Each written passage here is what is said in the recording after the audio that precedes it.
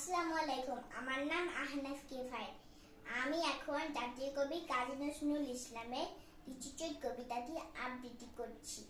বাবুদের ডাল পুকুরে, হাবুদের ডাল কুকুরে, ঝিঁকিবাজ করলে তারা, বলি থাম একটু দাঁড়া। পুকুরের ওই আছে না লিচুদের গাছ আছে না, ওটা না আসতে গিয়ে ইয়াব্বর কাছতে নিয়ে কাছে গিয়ে যেই চড়েছি, ছুটে এক ডাল ধরেছি।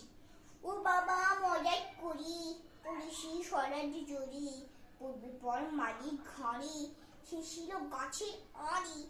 বেটা ভাই বড় না ছাড়, ধুমাধুম গোটা দু চার দিলে তো কি লোক ঘুচি, একদম জোচ্ছে ধুচি।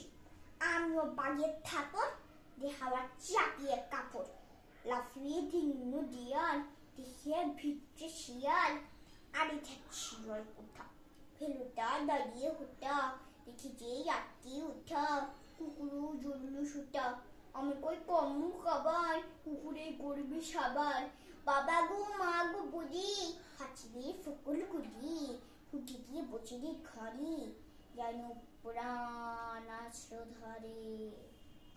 যাব ফের কানমণি ভাই, চুরিতেই আর চুরি যাই, তবে মোর নাম মিশা, কুকুরের চামড়া খিচা। থেকে ভয় যায় রে ভোলা, মাটির ওই পিটুনি গুলা। কি বলিস ফের হপ্তা, তাও বা নাক খপ্তা। আপনাদের সবাইকে ধন্যবাদ। আসসালামু আলাইকুম।